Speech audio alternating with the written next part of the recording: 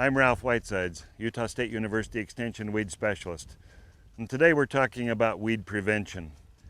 Emphasis today has to do with distributing weed seeds through irrigation water.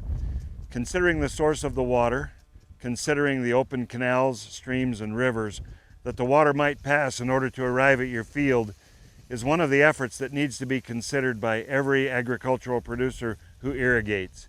Using clean water and water that is not contaminated with weed seed is one of the best prevention techniques possible.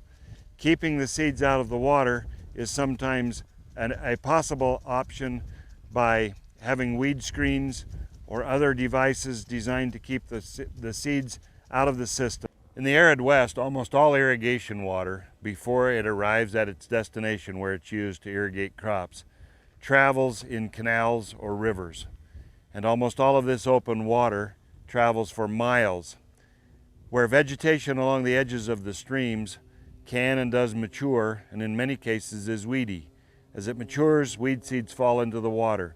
They're distributed along the entire route of the irrigation system or the water system, and in many cases, seeds have developed the adaptation to float and move great distances. Even seeds without good adaptation for floating can spread if the water is moving swiftly enough and can move from one location to another. In many cases, this is a mixed blessing. Canals require some vegetation along the edges to stabilize the soil.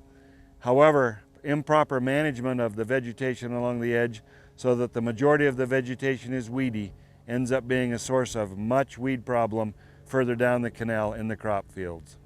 When irrigation water is delivered to a farming operation, one of the techniques that producers can use to keep seeds out of their water is weed screens or other devices designed to keep all of the trash and weed seeds out of the water as it's delivered to the sprinkler system or to a flood irrigation system.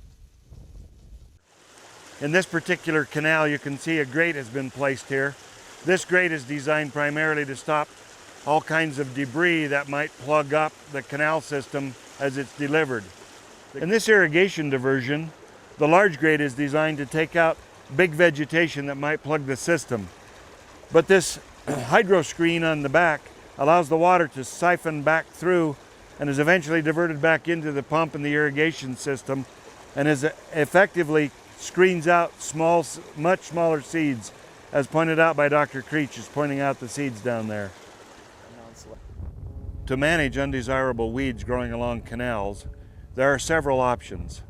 One of the most approved options and successful options is mowing where possible.